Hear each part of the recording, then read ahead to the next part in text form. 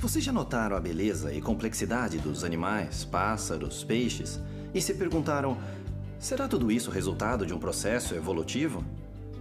Será que tempo e acaso juntos podem nos dar toda a beleza que vemos no mundo? Olá, sou David Hames. Em alguns instantes, vamos examinar de perto alguns animais e provar que essa ideia está errada.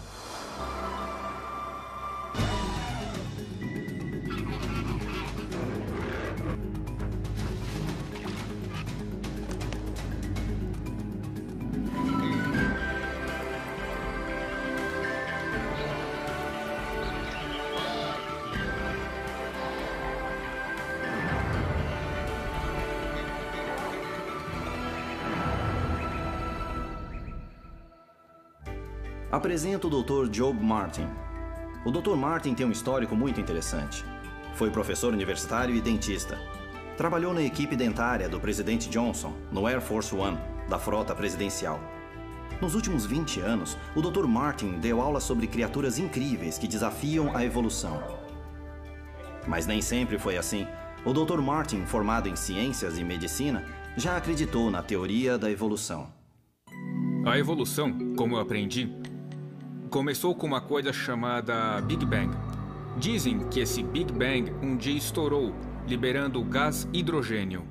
Esse gás tornou-se pó e a poeira condensou-se no planeta Terra, que, segundo os evolucionistas, era muito seca. Passados milhões de anos, a atividade vulcânica produziu água. Então, numa dessas poças d'água, em algum lugar do planeta, elementos inorgânicos se juntaram e quando um raio-x ou algo parecido os atingiu, formou-se a centelha da vida. Afirmam que isso aconteceu há cerca de 3,5 bilhões de anos e que a tal centelha de vida, de algum modo, nesse espaço de tempo, transformou-se na primeira célula, o que aconteceu mais ou menos há 600 milhões de anos. Aos poucos, a célula tornou-se os maravilhosos vocês. A formação científica do Dr. Martin prosseguiria rumo à evolução, ou melhor, uma revolução, quando ele juntou-se à equipe de professores da Faculdade Baylor Denton. Este foi o início da evolução de um criacionista. No outono de 1971, eu fui até Baylor, em Dallas, para a minha primeira palestra sobre a evolução do dente. Discorri sobre como as escamas dos peixes gradualmente migraram para a boca, tornando-se dentes. Depois da aula, alguns alunos vieram me perguntar: Dr. Martin, o senhor já estudou os argumentos da ciência criacionista? Isso foi em 1971 e eu nunca ouvira falar dela e eu já era cristão há 5 anos. E então eu pensei comigo: onde esses meninos querem chegar? Eu não conheço o assunto. E respondi: claro, vou estudar com vocês, e como professor atrevido que eu era, eu imaginei derrubar os alunos. Bem, pediram-me para começar estudando as suposições que os evolucionistas fazem. Nos meus 8 anos de educação científica, eu jamais ouvira qualquer professor falar sobre uma suposição. Então, começamos a estudá-las e eu comecei a perceber. Chegaram a conclusões aqui realmente baseadas em suposições inválidas, como afirmar que as rochas são muito antigas e coisas assim. E os alunos então me pediram para estudar alguns animais e dizer se eu achava que aquele animal podia ter evoluído. O primeiro animal estudado foi um inseto chamado besouro bombardeador. Esse pequeno inseto de 2 centímetros mistura elementos químicos explosivos. E eu comecei a pensar, muito bem, como ele evoluiu? Se a evolução está certa, você está evoluindo comigo e não possui mecanismo de defesa, mas a explosão é o mecanismo de defesa do inseto. Então, se a evolução está certa, como ele desenvolveu essa defesa? Então vamos pensar, na primeira explosão, o que aconteceu com o inseto? Bum! Explodiu em pedaços. Muito bem, pedaços de inseto não evoluem. Então o que aconteceu? Bom, ele não explodiu. Dentro dele tem uma fábrica que produz elementos químicos. Um deles age como catalisador, de modo que ao ser misturado com as outras substâncias ainda neutras, ocorre a explosão. Mas quando o elemento é produzido outra vez, pronto, o inseto explode de novo. Mas isso não acontece, por quê? Porque ele tem uma câmara de combustão com material isolante. Mesmo assim, ele se explodiria se não tivesse onde dissipar a explosão. Para isso, ele possui 2 canais na cauda e é capaz de apontar os canais para cima, para os lados e para frente. Se uma aranha o atacar pelo lado e ele não tiver tempo para se virar e atirar, ele poderá apontar a sua pequena arma para ela e atirar. A explosão desse pequeno inseto, observada com ouvidos humanos, parece apenas um estalo.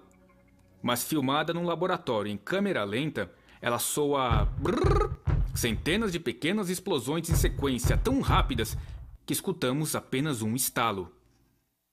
Surge a pergunta: qual o motivo disso? Bom, era uma questão muito interessante para os cientistas estudarem. Muitos da Universidade de Cornell e de outros lugares descobriram que se fosse apenas uma explosão...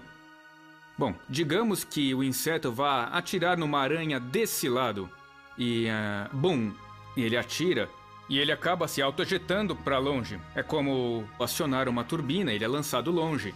Mas se forem explosões em sequência, ele se segura com suas pernas. Como a evolução explicaria uma explosão sequencial? Esse pequeno inseto desafia todas as teorias da evolução. Não há como um processo lento e gradual produzir esse inseto. Não há como, nem mesmo nas mais recentes teorias evolucionistas como a do equilíbrio interrompido, onde a evolução é muito rápida, não há como explicar esse pequeno inseto. E eu comecei a perceber como esse pequeno animal poderia ter evoluído. Ele precisaria de todas as suas partes juntas ao mesmo tempo ou não existiria o animal. Eu senti um mal-estar, para ser bem sincero, e a minha esposa é testemunha de que esse mal-estar durou 5 anos. Foi uma luta de 5 anos para mudar minha maneira de pensar. Mudar de um pensamento evolucionário para entender que esse animal, essa criatura, esse inseto que seja, foi criado em sua forma final como existe hoje, pois isso ia contra tudo que eu havia aprendido. Vocês sabiam que o animal mais forte do mundo é o besouro? Na verdade, um besouro rinoceronte é capaz de carregar 850 vezes o seu próprio peso nas costas.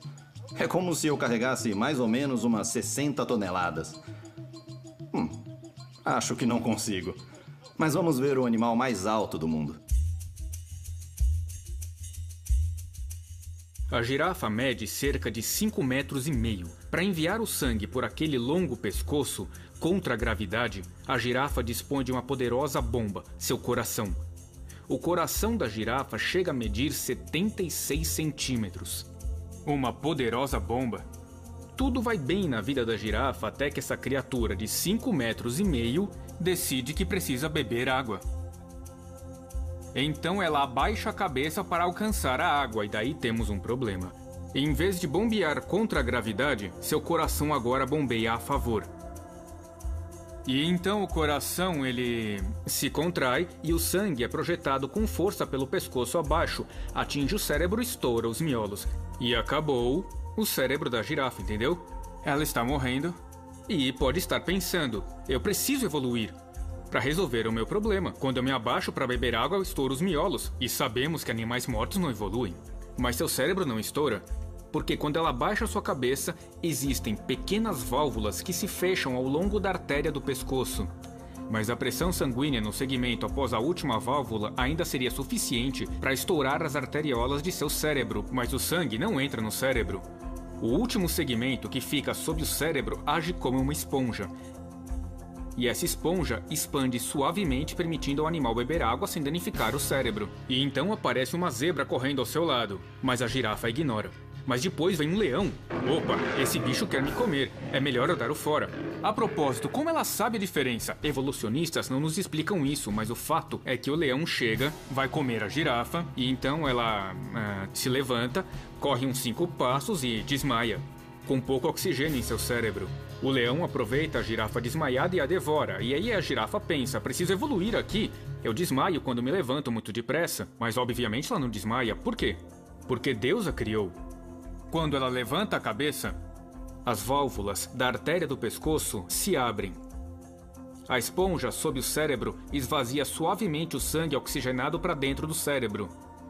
Há também válvulas que se fecham nas veias que descem pelo pescoço.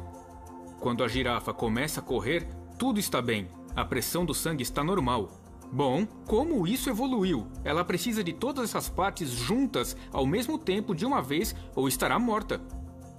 Então, a girafa é mais um exemplo de projeto. Ela precisa de um projetista que a construa do jeito que ela é. A girafa mais alta do mundo chamava-se George. Morava no zoológico Chester, na Inglaterra. George tinha 6 metros, até a ponta dos chifres, que aliás chamam-se cornos. Há outro fato interessante sobre as girafas. Elas não possuem cordas vocais. Existe um pássaro muito comum, mas que após um olhar mais atento, parece inacreditável. O pica-pau é um pássaro muito especial. O bico de um pica-pau tem uma força incomum. É mais forte que o bico de outras aves. Ele tem patas especiais.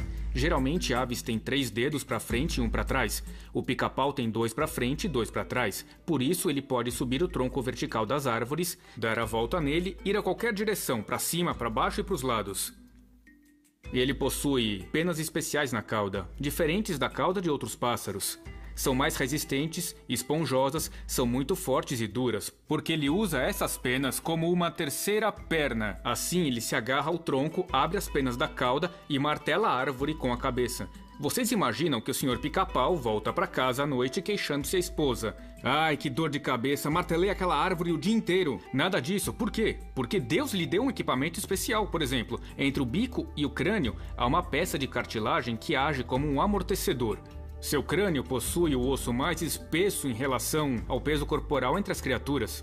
Neurocirurgiões estudam o cérebro do pica-pau para saber como é sua construção, para ajudar as pessoas que, devido a traumas, precisam passar por cirurgias no cérebro. Por isso, os médicos estudam o pica-pau. O pica-pau, com seu crânio forte e a cartilagem protetora, bico potente, as penas da cauda e suas patas, está pronto para tudo menos uma coisa. Depois de cavar um buraco, precisa extrair o inseto da árvore, pois aquilo é seu almoço. Como ele faz isso? Bom, a língua dos pássaros geralmente chega até a ponta do bico. A do pica-pau se estende por mais 25 centímetros. Por quê? Porque ele precisa cavar um buraco, achar o inseto no túnel dentro do tronco, esticar a língua por esse túnel e puxar o bicho para fora. Agora me diga, será que você pode esticar a língua a ponto de caçar um inseto dentro do tronco? Claro que não. Como o pica-pau consegue? Deus criou o pica-pau e colocou pequenas farpas na ponta de sua língua. Assim, ele consegue espetar o inseto e não o deixa escapar. E se isso não bastar, ele tem uma glândula na língua que produz exatamente a cola necessária para grudar no inseto, sem grudar a língua no bico.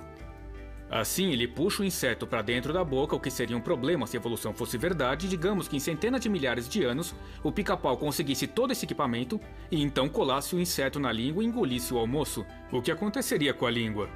Ele engoliria e morreria sufocado, né? Mas isso não acontece. Por quê? Porque, ao trazer o inseto para a boca, uma outra glândula produz um solvente que desmancha a cola. Ele dissolve a cola, solta e engole o inseto. Deus o fez assim.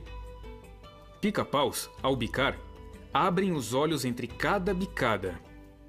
Eles focalizam o ponto, apontam o bico, fecham os olhos e golpeiam a árvore. Você pode ouvir um brrr, brrr. Toda vez, em cada sequência entre cada bicada, ele abre os olhos, focaliza, aponta o bico e atinge o tronco. Por quê? Pensava-se que era para evitar lascas de madeira, mas os cientistas mediram a força do impacto da cabeça do pica-pau contra a árvore, e essa força é tão grande que se ele não fechasse os olhos, eles saltariam das órbitas. Por acaso alguém já viu um pica-pau cego? Não, nenhum perdeu os olhos, jamais, certo? Bom, há um pica-pau em especial, o pica-pau verde da Europa, que deve ser o único em todo o reino animal. Não tenho certeza, mas deve ser. A língua dele é diferente de qualquer outra língua. Nossa língua começa no fundo da garganta e sai pela boca. A língua dele começa no fundo da garganta, desce pela garganta, sai por trás do pescoço, sobe até a cabeça, sob a pele, passa por um pequeno furo entre os olhos, entra por uma das narinas e só então sai pelo bico. E como foi que isso surgiu da evolução? Fiz a pergunta aos evolucionistas, pedi que me dissessem como e de onde surgiu a tal língua. Eles não têm ideia e não souberam responder.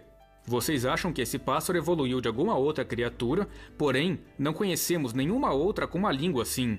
Como aconteceu? Eles não sabem. E qual a minha resposta como criacionista? Afirmo que Deus fez o pequeno pica-pau e creio que ele criou o pica-pau para desafiar a comunidade evolucionista.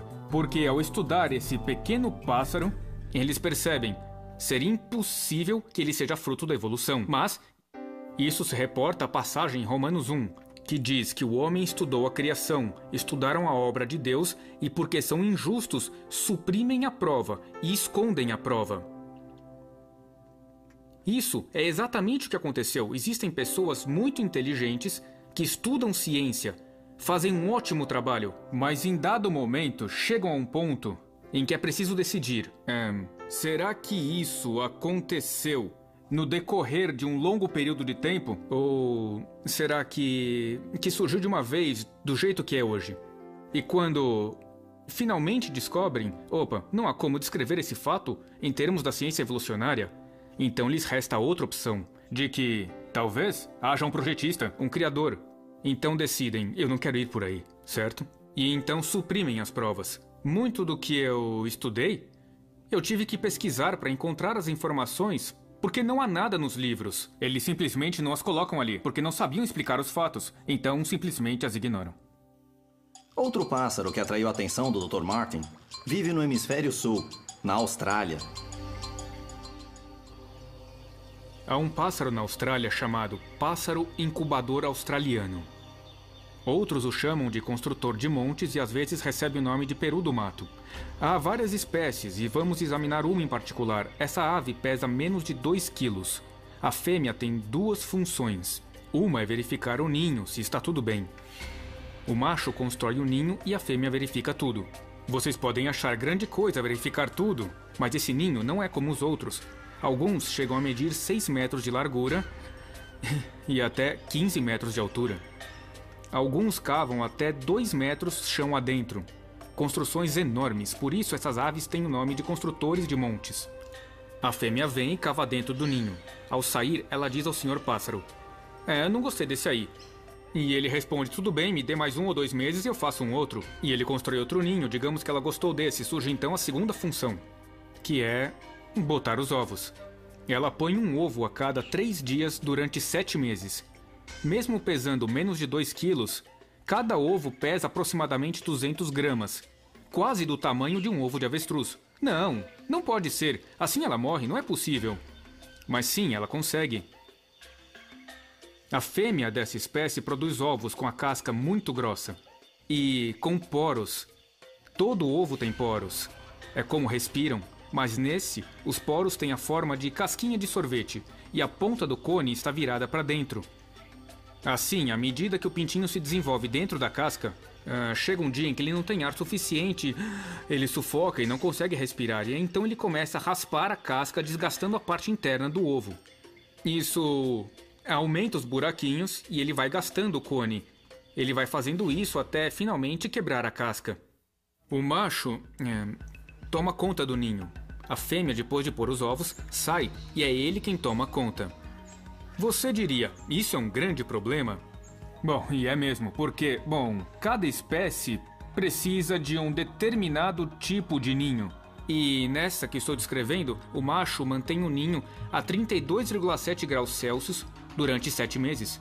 Se houver variação de mais de meio grau para mais ou para menos de 32,7, o filhote morre. Por isso, o macho fica atento o tempo todo, ele cava até o fundo para verificar a temperatura. E os cientistas não sabem como ele mede a temperatura, mas ele mede. 33 graus, quente demais, eu preciso tomar providências. Então ele sai e joga areia sobre o ninho tentando refletir a luz do sol ou fazendo outras coisas. E ele também mantém a umidade do ninho em 99,5%. Se baixar para 80%, o filhote desidrata e os ovos secam. É preciso manter os 99% de umidade. Manter 32,7 graus Celsius, 99% de umidade, isso é impossível para uma ave de menos de 2 quilos. Quando o filhote sai do ovo, já tem todas as penas. Que eu saiba, é o único que nasce pronto para voar. Mas ele não pode voar porque está enfiado lá embaixo do ninho. Ninguém alimenta esse filhote. O pai não alimenta, a mãe não alimenta. Ele sai do ovo e percebe que tem que dar o fora do ninho. E então ele se deita de costas e começa a raspar as folhas e os galhetos que estão em cima dele, até ficar meio enterrado. E então sacode as folhas e compacta tudo com suas asinhas e recomeça a raspar. Mais material cai, ele se limpa e compacta tudo e ele leva 3 dias para conseguir sair. E ninguém explicou isso para ele, ninguém disse como, para que lado, o que tem o que fazer. Então, como ele sabia isso, a evolução não consegue explicar essas coisas. Muito bem, o filhote saiu e ninguém ensinou o que ele deve comer. Mas ele sai, sabe o que comer e como achar a comida. E no ano seguinte, o novo macho vai construir um ninho, sem que o pai lhe tenha explicado como. Ele começa a fazer o monte sozinho. Ninguém mostrou como fazer. É um milagre, é um milagre. Olhando para o pássaro incubador da Austrália, a gente se pergunta: como ele evoluiu? Se a evolução for verdade, como foi que aconteceu? Mas eu digo que só Deus pode fazer isso. Eis aqui algo que todos nós tiramos da geladeira, toda manhã. Se você colocar um ovo na água morna, verá que ele solta bolhas. E por quê? Porque a casca é cheia de buraquinhos. Um ovo de galinha tem cerca de uns 10.000. Esses buracos servem para o filhote respirar, pois o ar entra pelos furinhos. E também para jogar fora os dejetos do ovo, porque o pintinho come a gema para crescer. E a gema digerida produz dejetos, solta água e outros elementos. E esses dejetos devem ser jogados fora, ou, por exemplo, parte da água deve ser eliminada ou ele morre afogado. Como explicar esse mecanismo complexo e o momento exato para um ovo se desenvolver? E tudo isso acontecer de modo que o pintinho sobreviva em cada etapa do processo. Tudo deve ser feito num dia certo e numa ordem certa e no tempo exato, ou o filhote morre. Se você já comeu um ovo quente ou um ovo duro, ao descascar já notou a membrana envolvendo tudo. Essa membrana tem uma função, da qual já iremos falar.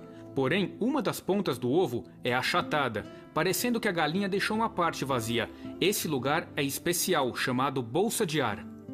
Agora, vamos observar esse ovo fertilizado que possui todas essas partes que identificamos. É onde o pintinho se desenvolve. No 5º dia, seu coração começa a bater. Veias e artérias já apareceram e 2 delas se destacam, ligando-se à membrana.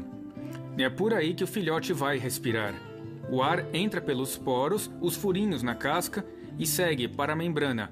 Essa membrana transfere o oxigênio para a artéria ou veia que chega até o animal, enquanto a outra veia que sai dele livra-se dos dejetos. Temos assim um processo de materiais entrando e saindo da casca.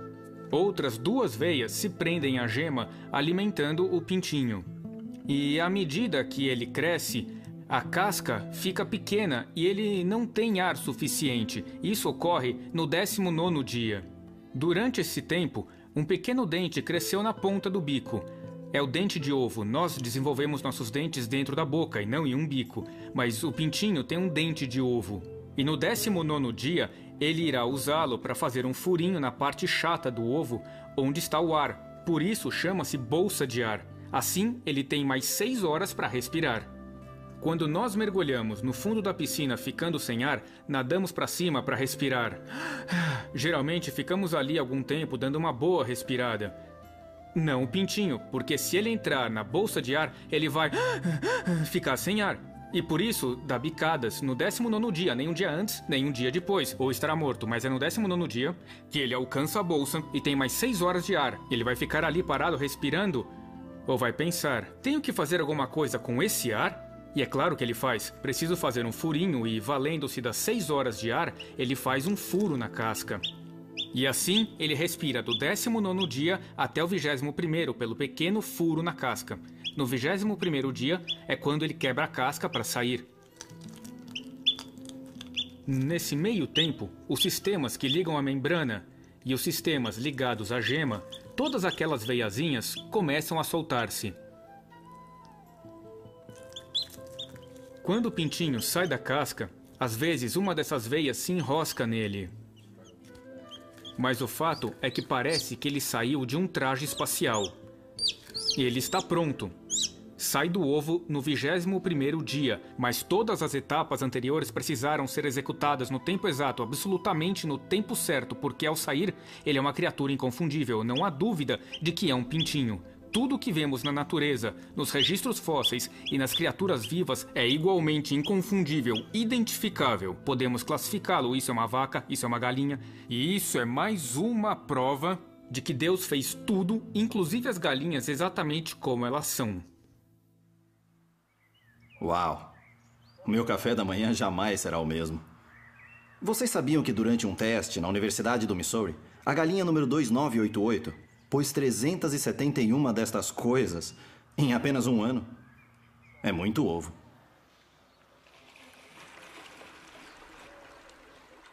Existem animais que respiram ar, mas ficam mais à vontade dentro da água. O castor, por exemplo.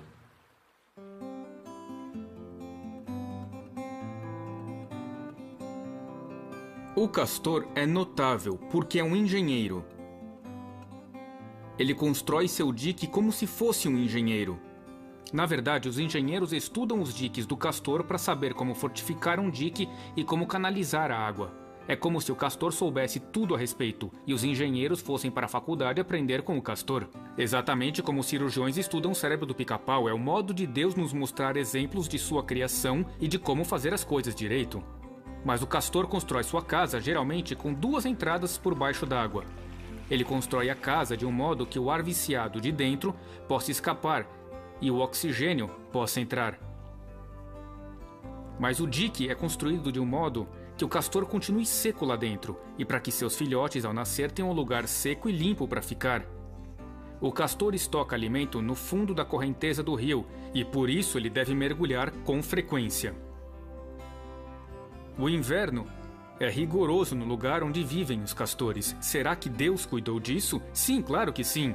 O castor mergulha. Ele possui um tipo de pálpebra transparente, óculos para a água. E ele pode ver através dessas pálpebras embaixo d'água. Desse modo, seus olhos permanecem livres da sujeira da água. O castor possui abas nasais que impedem que a água entre por seu focinho, a mesma coisa nas orelhas, protegendo os ouvidos. Outra característica, minha preferida, são abas com pelos localizadas na boca que protegem a garganta e os molares, aqueles dentes grandes do fundo. Mas os dentes da frente não devem ser sensíveis, porque são os dentes que ele usa para mastigar e cortar árvores.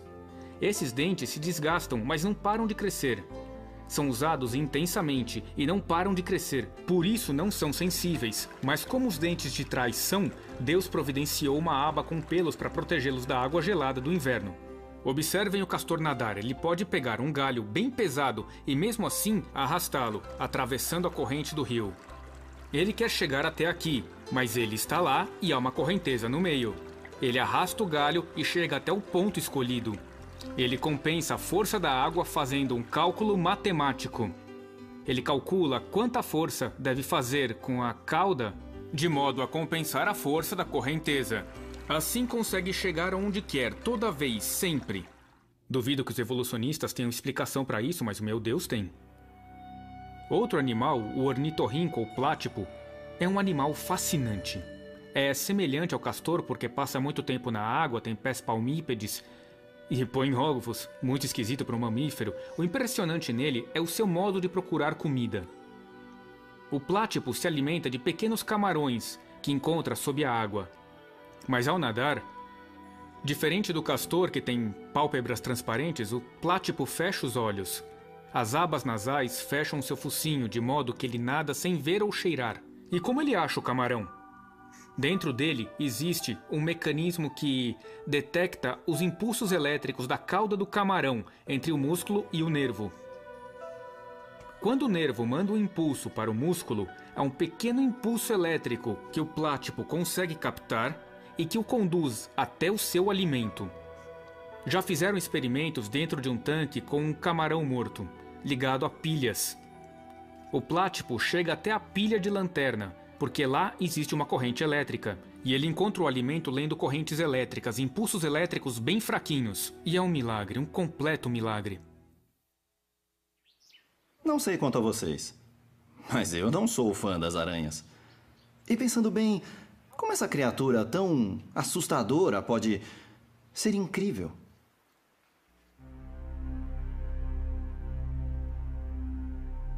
Existe uma aranha no Texas e em outros lugares dos Estados Unidos chamada aranha dourada dos jardins, também chamada de aranha zíper, porque no meio da teia ela faz um desenho característico que parece um zíper. Trata-se de uma aranha notável, temos uma criação delas, quer dizer, elas vivem no nosso jardim e nós as observamos, alimentando-as com gafanhotos e grilos. E essas aranhas constroem 7 tipos de teias. Uma dentre os tipos de teia não é grudenta, e é nesta que elas correm para pegar insetos. há outro tipo de teia, que é grudenta, que prende insetos. Essas teias não são pequenas. A aranha de jardim, uma fêmea adulta, pode fazer uma teia de 60 centímetros. Elas ficam a menos de 10 centímetros do centro e fazem coisas muito interessantes. Se você chegar perto, quando estão quietas na teia, às vezes elas farão a teia vibrar como um trampolim. Para ameaçar, elas estão dizendo: afaste-se de mim, eu não quero você assim tão perto. Então, quando o inseto se prende, elas correm até ele e enrolam camadas de teia, rodando o inseto, envolvendo-o completamente, não só com fios finos. Isso é fascinante. Elas podem controlar isso, elas sabem, preciso de uma teia fina para essa tarefa, ou um cordão mais forte para outra, ou uma teia colante para aquele outro trabalho. Elas sabem o que fazer. Algumas, logo ao nascer, ainda filhotes, na verdade, a fêmea põe de 30 a 55 ovos em uma bolsa. Outro fato interessante, ela constrói essa bolsa de ovos com um tipo diferente de teia. Ela tece a pequena bolsa e a envolve com uma teia sedosa. E termina tudo com um pequeno fio de cor marrom. Portanto, ela tem cores diferentes de teia. E ela enche a bolsa com ovos, mas não por cima, e sim pelo fundo. Ela vai à parte de baixo e enfia os ovos para cima. E aí, cada um dos ovos é pulverizado com um pó fino, que ela mesma produz dentro dela, de modo que não grudem uns nos outros. Depois de empurrar todos os ovos para dentro, ela fecha o fundo. Às vezes, ela faz a bolsa no outono. Hoje mesmo eu vi uma dessas no jardim de casa, e sei que as pequenas aranhas nascerão na primavera. Por isso a bolsa fica ali durante o inverno. Às vezes, ao nascer, as aranhas resolvem: eu quero ir para Acapulco. Eu não sei o que elas pensam, mas o fato é... E elas tecem umas fitas de teia e esperam o vento passar. Quando ele sopra, elas abrem as teias e o vento as leva. Elas já foram vistas a 4.500 metros de altura. Já foram monitoradas por 2.500 quilômetros de voo. Isso é fascinante. Como uma aranha pode decidir: hoje eu vou viajar, vou lançar minha teia porque eu quero ir para outro lugar. E é assim que elas se espalham. Outra coisa interessante. As aranhas crescem dentro de uma espécie de casca, que não cresce com elas. Portanto, precisam sair. Se não saírem, elas morrem. E como elas saem? Bom, dentro delas existe um dispositivo que produz exatamente o solvente que elas precisam. É o líquido exuvial. Num certo dia, as aranhas espirram esse fluido num certo ponto da casca e tem que ser o lugar certo. O fluido dissolve a casca formando o alçapão. Elas abrem o alçapão, se espremem para fora e já começam a fabricar outra. Esse processo se repete várias vezes durante seu crescimento. Espere um pouco, vocês dirão. Se a evolução existe, como a aranha poderia desenvolver a capacidade de produzir esse fluido para dissolver a própria casca? Tem que ser o fluido certo para dissolver a casca. Tem que ser aplicado no lugar exato ou a aranha não escapa. E tudo isso deve acontecer no momento certo, ou a aranha morre dentro da casca. Sobrevivência do mais apto. As aranhas de jardim não deveriam existir. Há gente que gosta de matar essas aranhas. Mas eu acho que elas devem viver. Elas comem insetos nocivos e outras coisas. São bonitas e interessantes de olhar. Assim Deus fez essas criaturas e a sua criação, para que sejam estudadas, com cuidado, pois admirando e aprendendo com sua criação, agradeceremos ao Criador e daremos glória por sua criação, e é assim que devemos estudar as obras de Deus. Talvez aranhas não sejam tão horríveis assim. Por que não me ensinaram tudo isso na escola? Preciso aprender mais. No sudeste dos Estados Unidos existem várias espécies de lagartos, algumas muito interessantes. Uma dessas espécies, a lagartixa, por exemplo, tem uma característica muito especial: as patas. Se vocês tiverem uma lagartixa de estimação, olhem atentamente, porque ela pode correr pelo teto. Se o teto da sua casa for de vidro, ela corre do mesmo jeito. Ela não cai. A gravidade não pode com ela. Por muito tempo, os cientistas não souberam dizer o que faz a lagartixa grudar no teto. Resolveram estudar suas patas, que são patas especiais, e as examinaram ao microscópio. e descobriram que nas patas existem pelos, pequenos tufos de pelos. Mas pensaram, isso não é o suficiente, era uma ampliação de 2.000 vezes. Isso não é o suficiente, existe algo mais aqui. Usaram então microscópios eletrônicos para ver os pelos. E foram aumentando cada vez mais, e chegaram a 35.000 ampliações e de repente viram a resposta. Cada pelinho é recoberto de mini ventosas. Mas é preciso uma lente que aumente 35.000 vezes só para ver as ventosas. As ventosas são tão poderosas que, se a pata não fosse especialmente criada, a pata da lagartixa ficaria grudada no teto e ficaria presa sem se mover. E é por isso que a pata da lagartixa é feita de tal modo que ela usa outras partes da pata para se desgrudar. Observe que a pata da lagartixa é diferente da pata dos lagartos comuns. A maioria tem uma espécie de dedo com uma unha bem grande. A pata da lagartixa tem umas almofadas arredondadas na sola. Desse modo, ela pode usar as ventosas da frente para desgrudar as ventosas de trás, ou usar as de um lado para desgrudar as do outro. A lagartixa faz isso com naturalidade. Como um lagarto, poderia evoluir ventosas que exigem ampliação de 35.000 vezes para serem vistas. Como desenvolveria isso? E por que evoluiria? E por que teria a pata apropriada para possuir ventosas? Todos esses detalhes teriam que existir ao mesmo tempo. Há outro lagarto chamado chuckwalla, que tem 3 características especiais.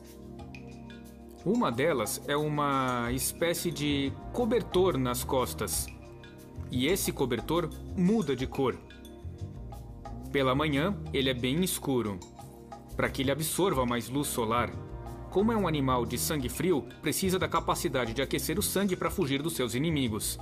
Por isso, a cor escura. Mais à tarde, quando o sol do deserto realmente esquenta, surge uma cor bege claro, que reflete a luz do sol, evitando que o sangue ferva. Ele tem um mecanismo de defesa. Digamos que um coiote tente devorá-lo, e os coiotes realmente tentam fazer isso. O lagarto corre para a fenda da pedra mais próxima. Ali, ele expande seu corpo como um baiacu. O lagarto fica tão estufado que ele entala e nada o tira da fenda. Não há como tirá-lo dali. Entalar-se no espaço das fendas é seu mecanismo de defesa. O que mais admiro no chuckwalla é sua capacidade de dessalinização. Isso significa que ele tem muito sal no sangue. Por quê? Porque ele vive no deserto, onde não há água, e ele não tem o que beber. Em vez disso, ele come plantas e pequenos animais, como insetos, e acumula sal. Muito sal no corpo poderia matá-lo. E como ele sabe quando está com muito sal? O que acontece quando ele tem muito sal? Ele morre. Sobrevivência do mais apto, ele deveria estar morto, mas não está. E por quê? Porque Deus colocou algo em seu focinho, uma usina dessalinizadora.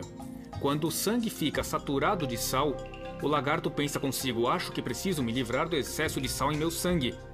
Então ele põe a usina para funcionar. E aí ele desvia o sangue até essa pequena usina, e essa usina retira o sal do seu sangue. De vez em quando, o lagarto chuckwalla, ele faz achim. Ele espirra puros cristais de sal. Uma boa ideia é vocês terem um lagarto desse sobre a mesa e, quando precisarem de sal, espirra aí, lagarto. E aí teremos sal puro do espirro do lagarto. Uma coisa inacreditável. Essa é mais uma das criaturas incríveis que o Senhor criou. Qual é a criatura mais complexa? Provavelmente você e eu. Mas como aparecemos? Somos primos distantes dos macacos? Ou fomos projetados pelo Criador? Se foi assim, o relato bíblico da criação é realmente possível?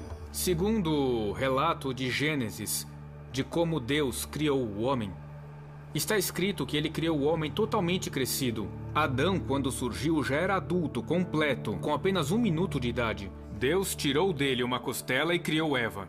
Há cristãos que acreditam na evolução e na Bíblia. Mas temos aí um problema. Por acaso há evolucionistas ensinando que a mulher evoluiu de uma costela? É claro que não, mas é o que a Bíblia diz. Conta que Deus tomou uma costela e criou Eva. Quando Adão acorda de seu sono anestésico e vê Eva, ela já é adulta. Ela tem 2 segundos de idade, mas já é adulta. Se acreditamos no relato bíblico, devemos acreditar que Deus cria seres adultos e o homem é uma dessas criaturas. E eu acrescento, nosso Criador é capaz de fazer isso? A Bíblia afirma em 3 lugares que Jesus é o Criador. Colossenses 1, Hebreus 1 e João 1. Portanto, Jesus é o Criador.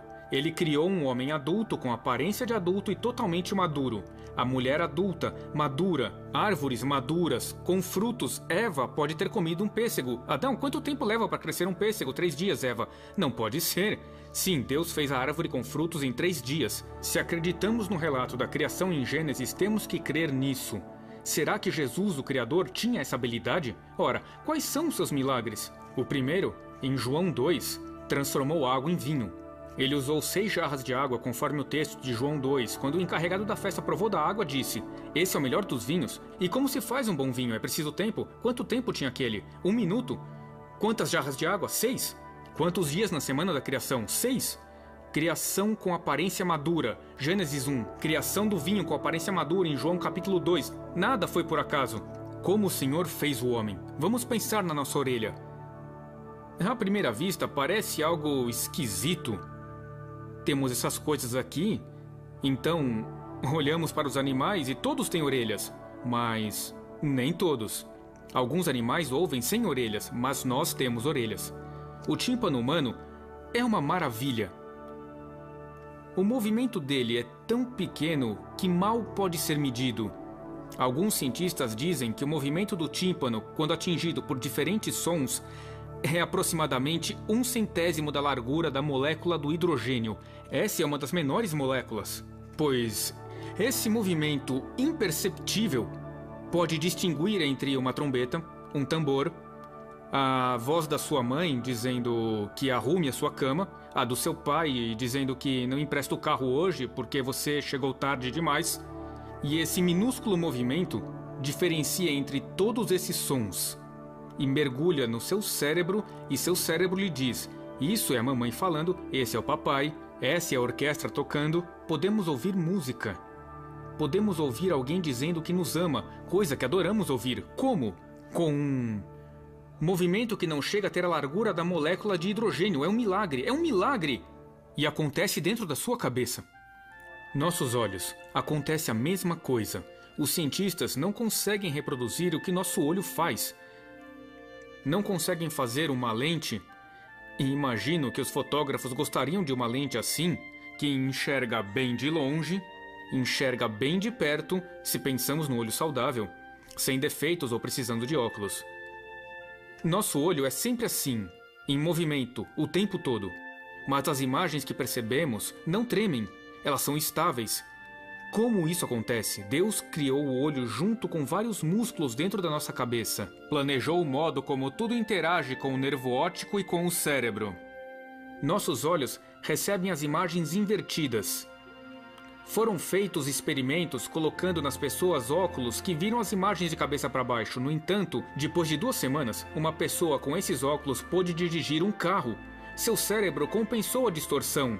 Agora, pense no modo como o corpo humano funciona, como o corpo evoluiu. Refletindo sobre o assunto, examinando algumas criaturas, olhamos para elas e pensamos: como é possível? Serão elas o resultado de um processo impessoal ao acaso? Ou será que existe um projetista? Um poder que teve a genialidade de projetar todos esses detalhes de modo que funcionem, cada peça trabalhando em harmonia com as outras, resultando nessas maravilhosas criaturas que desafiam a evolução em todos os aspectos.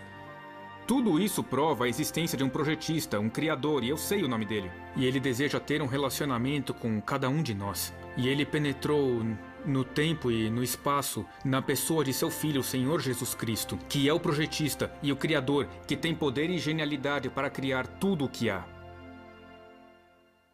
Agora vocês já sabem. Os animais são muito mais complexos e interessantes do que eu pensava. O Dr. Martin tem razão. Quando voltarem a contemplar toda essa beleza, compreendam, não aconteceu por acaso.